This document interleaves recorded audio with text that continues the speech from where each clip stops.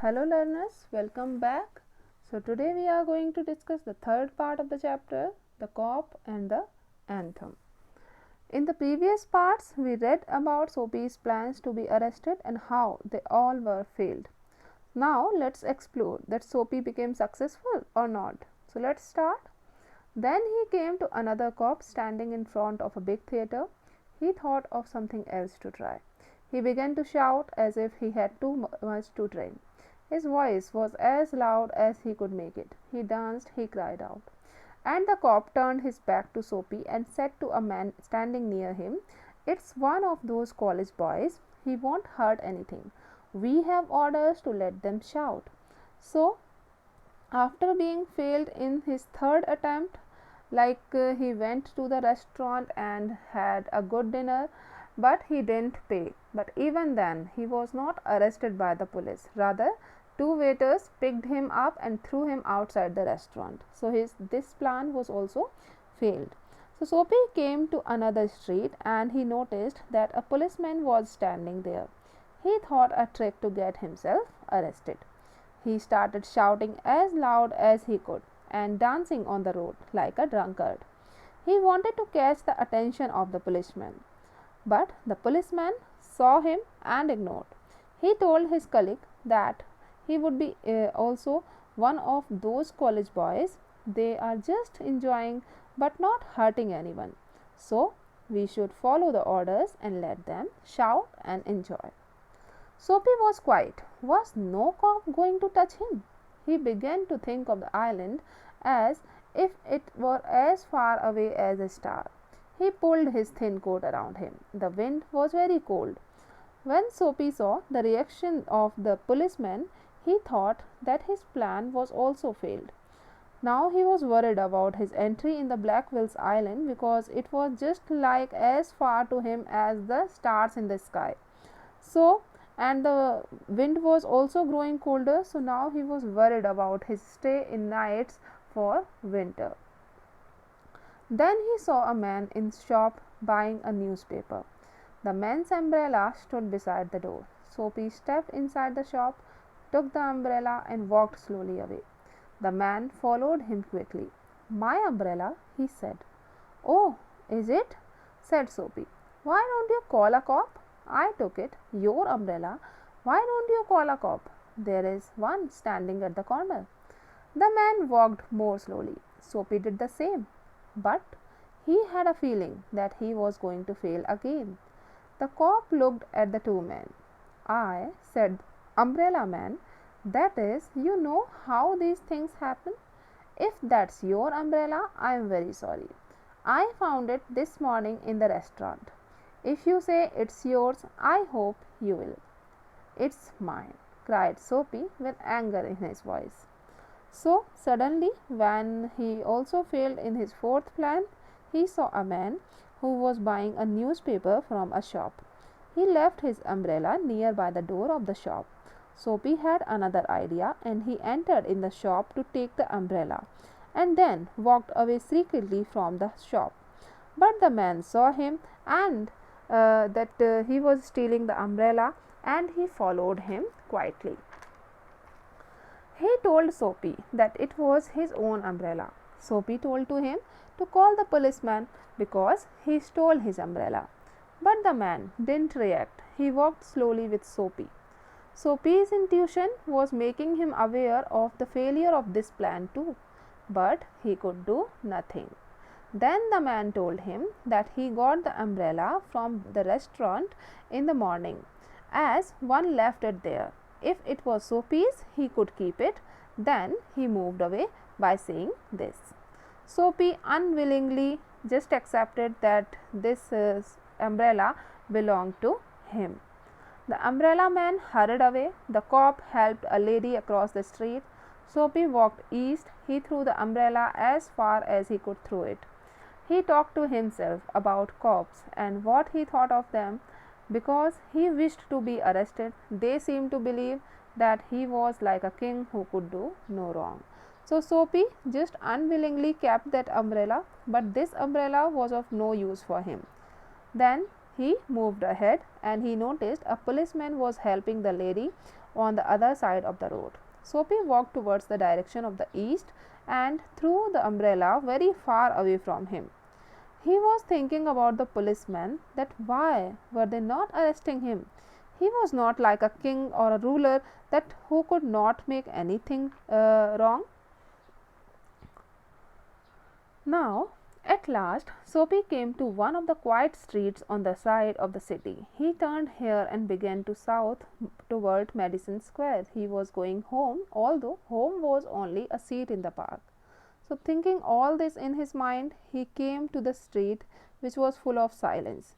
Then he turned and moved towards Madison Square, which was his home, and he used to sleep on a seat in this park. But at a very quiet corner, Soapy stopped. Here was his old childhood home. Through one window, he could see a soft light shining. That had been his living room, where he had spent many peaceful moments.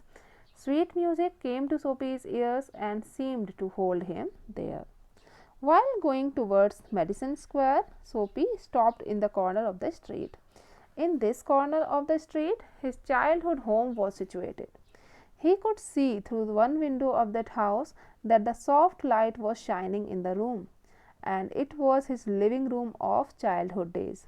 He had spent many memorable and happy moments in this house. At the same time, he heard the soft music. It was so melodious that Soapy got attracted by this and stood there. The moon was above, peaceful and bright. There were few people passing. He could hear birds high above him, and the music that came from the room held Soapy there, for he had known it well long too. In those days, his life contained such things as mothers and flowers and high hopes and friends and clean thoughts and clean clothes. So, Soapy could notice that the moon was shining bright in the sky. Very few people were passing through the street as it was the night time. Birds were also going to their nests, but Soapy didn't want to move. He was charmed by this music, as he was familiar of this music from his childhood days. He started remembering of his childhood days, which were full of joy and peace, and there were a lot of hopes for him. He remembered his mother, his friends, and his beautiful garden too. There was a sudden and wonderful change in his soul. He saw with sick fear how he had fallen. He saw his worthless days, his wrong desires, his dead hopes, the lost power of mind. And also in a moment his heart answered this change in his soul. He would fight to change his life. He would pull himself up out of the mud. He would make a man of himself again. So after remembering all about his childhood days, Soapy felt a sudden change in his heart. He realized that how he wasted all his time in searching for useless things. He felt sorry for living an aimless life. So from that day he decided to change his life. He was feeling sorry for his past mistakes and decided to struggle in his life for getting his aim. Now he decided to be independent in his life.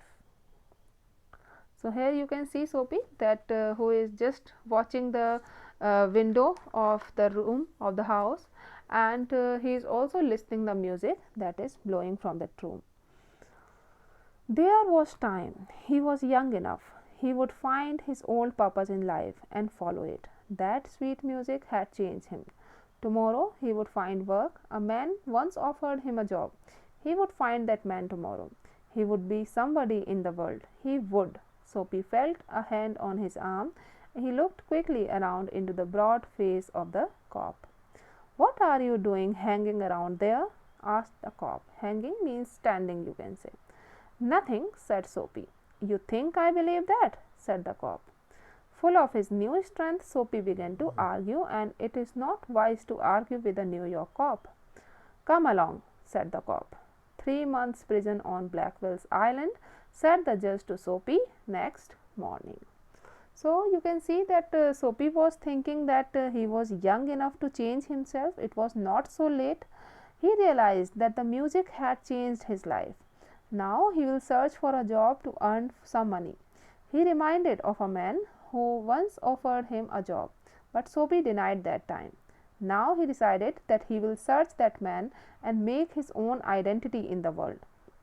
He was firmly determined to follow all this in his life. Suddenly, he felt someone is holding his arm. He turned back to see that who was it. Then he noticed that a policeman was there, who was looking him standing there for a long time. So he asked him why was he standing there in the street. Soapy said that he was doing nothing but listening to music, but the policeman didn't believe him, and Soapy started to argue with him, which was not a better action for Soapy, and as a result of this he got punished and arrested by the policeman.